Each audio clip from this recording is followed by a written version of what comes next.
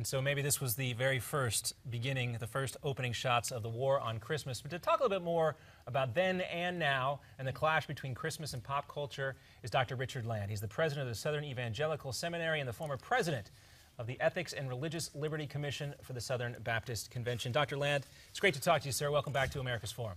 Good to be with you. Merry Christmas. Merry Christmas to you, sir, and Happy Hanukkah to everybody else who's celebrating today, and Happy Holidays to everyone. Of course, we don't want to forget what this time of year is all about and why we all get to have a few days off of work. But back to your point, sir, it is Christmas. We heard those astronauts reading from the Bible there. Somebody filing that lawsuit. Do you think things have changed a lot where some folks are always just going to be opposed to any public display of religion? Yeah, I mean, first of all, I remember that vividly. I'm that old. And I'm from Houston, and I was actually in Houston for Christmas, and so, you know, the space program was really big in Houston. And I remember Madalyn Murray O'Hair. Of course, she's the same woman who filed suit that eventually ended prayer in schools, the official prayer in schools.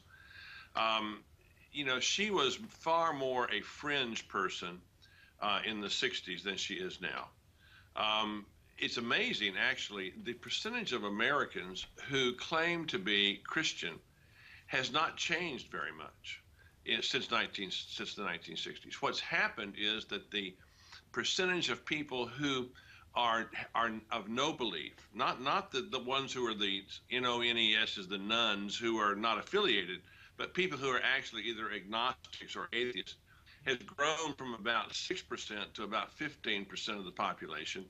I would say that they're disproportionately in the upper and upper middle class. They're disproportionately in the information areas of our society, and they are far more vocal, and they are far more comfortable using the legal levers that protect minorities in this country to try to get the legal system to misinterpret the Constitution. Now, let's be very clear. The First Amendment to the Constitution is there to protect people of religion from government intrusion. Congress shall make no law affecting an establishment of religion and shall not interfere with the free exercise thereof. You and I, as religious people, cannot violate the First Amendment. Only the government can violate the First Amendment. And those protections are there to protect freedom for religion. And what these people have done is they've used the legal system to turn it on its head so that now it's being interpreted as freedom from religion. Dr. Land, on that note, we'll have to end it there. Thank you so much for joining us on America's Forum, and Merry Christmas to you and your family. Merry Christmas. Now let's switch gears to one of the biggest events for pro-life advocates. In just a few weeks, the annual March for Life will kick off its annual conference and expo. Yeah, Miranda, the March for Life began as a small demonstration and rapidly grew to be one of the largest pro-life events in the world. And joining us now to discuss the march in 2015 is Jeanne Monahan, the president of the annual March for Life. Jeanne, welcome to America's Forum. Oh, thanks so much for having me this morning. Well, it's great to talk to you. You know, this has come up recently, not on purpose, I guess, but a lot of folks have talked about these die-in protests we've seen and the amount of media coverage that they get compared to your event, which is attended by a lot more people than any of these protests. Do you expect more attention to be focused on this event this year? Because it does seem that the debate about life and protecting the unborn, it seems to be heating up a bit. Well, we certainly hope so. We've noticed a certain uptick in our media coverage over the last few years, and we've tried to approach media really differently, opening wide the doors to any kind of media and doing op-eds and really, you know, doing almost any interview that we're asked to do. So that wasn't always the case with the March for Life. And so we've definitely noticed more media involvement and more interest, but as you stated, I don't think it's still adequate or enough or fair coverage, but I think we're moving in a good direction. Well, Jeanne, we're trying to give you some coverage right now. Can you give us some details about this year's march? Yeah, I'd love to, actually. Okay. Maybe the most important thing is just to share with you our theme, which is that every life is a gift. And we have kind of a sub-theme, which has to do with a little one receiving a poor prenatal diagnosis.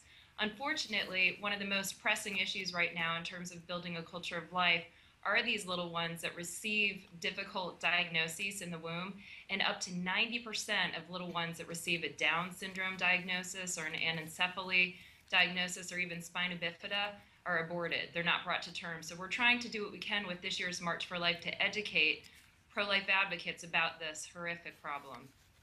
And we mentioned the attendance here in the amount of coverage growing, but the attendees, you expect more people to show up. And one thing also, Jeanne, I've noticed, having seen some footage from the event over the last couple of years, is unfortunately it always seems to be a little cold, a little rainy, but folks still do show up in force. Historically, that week is the coldest week in Washington, D.C., and last year we had record-breaking cold temperatures. It was something along the lines of 7 degrees that morning. I mean, it was really cold, but we were shocked. So many people still came, as you mentioned, in record-breaking numbers. And one of the wonderful things about anybody who's been to the March for Life, you've seen this, but one of the most wonderful things are the kinds of people and the ages of the people that come to the March for Life. It's a really positive, well-populated event by young people. Young people are so enthusiastic about the life issue, and they predominate at the March for Life. It's really exciting. It is, and we're showing the website right now, and you're also giving away a free trip to the March for Life. Folks can go on your website. Give us the address real quick with about 20 seconds left to go, Jeanne, just so everybody can get the latest information. Marchforlife.org, and be sure to check out about our conference and expo and all the different ways that you can be involved in social media. We'll see you on January 22nd. All right, and we will cover that event, marchforlife.org. Hopefully you guys have a little bit better weather this year. Hopefully. All right. Jeanne, thanks so much for being with us. Thank you. Merry Christmas. Much more to come. America's Forum continues right after this Newsmax Now Update.